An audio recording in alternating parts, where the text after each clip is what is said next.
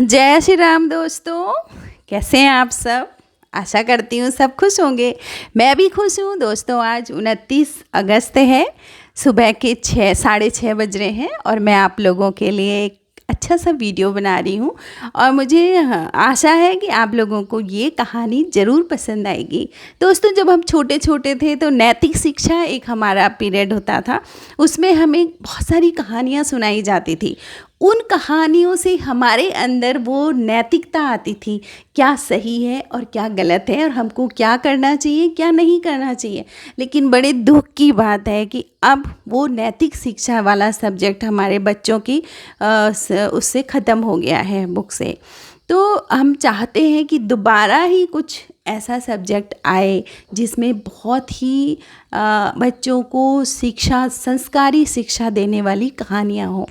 तो दोस्तों, यदि हम साहस और निर्भीकता से अपनी सही बात पर डटकर खड़े रहते हैं तो हम हर एक बुराई का अंत कर सकते हैं। यदि आपके आसपास आप देख रहे हैं कि कुछ गलत हो रहा है तो आप चुप न बैठें, आवाज़ उठाएं।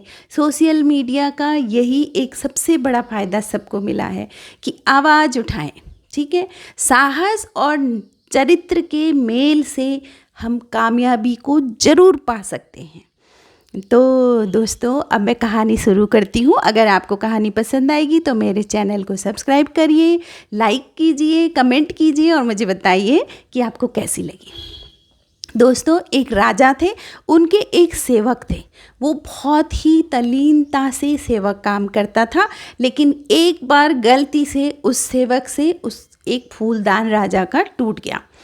अब राजा उस पर बहुत चिल्लाए, गुस्सा करा, तुमने ये कर दिया, वो कर दिया, मैं तुम्हें खिला रहा हूँ और ये सब। उसको पहले डांट डपट लगाई, बेचारा वो थर थर थर थर काँपने लगा।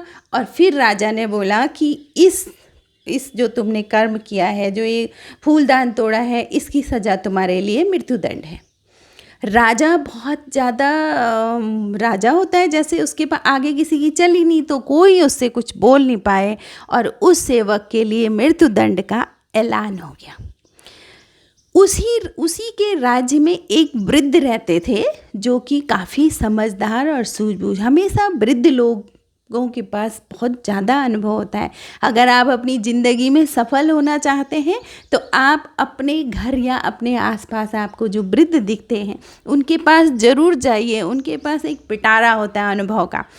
तो दोस्तों, वो वृद्ध जो थे उन्होंने कहा कि ये तो गलत हो रहा है। तो वृद्ध के मन में एक युक्ति सूझी और वृद्ध जाके राजा के पास गए बड़ी निर्भीकता से।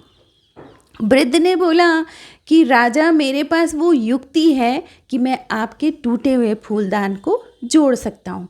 राजा ने कहा, अच्छा, ये तो बहुत बड़ी बात है। तो राजा ने वृद्ध को उस स्थान पर ले गए जहाँ पर सारे फूलदान बहुत सजे हुए थे। तो वृद्ध ने जैसे कहा कि राजा, मैं काम शुरू करूँ? तो राजा ने बोला, हाँ करो। तो वृद्ध ने अपनी पहले तो लाठी उठाई और ठक ठक ठक ठक सारे फूलदान तोड़ दी। राजा तो गुस्से से तमतमा उठा। राजा ने बोला, तुमने ये क्या कर दिया? तुमने मेरे सारे फूलदान तोड़ दिए, इतने सुंदर सुंदर थे। तो वृद्ध ने कहा कि राजा, मैं तो आपको ये बताने आया हूँ कि मैंने ये बुरा काम नहीं करा है।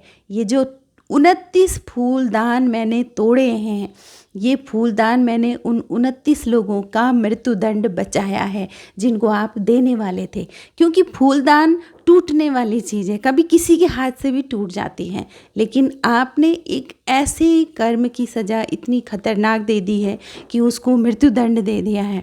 तो वृद्ध ने कहा कि अब आप मुझे मृत्युदंड दे दो, लेकिन मैं बहुत खुशी खुशी से मृत्युदंड लेने को तैयार हूँ, क्योंकि मैंने 29 फूलदान तोड़ दिए हैं और उन 29 लोगों का मृत्युदंड मैंने बचा दिया है।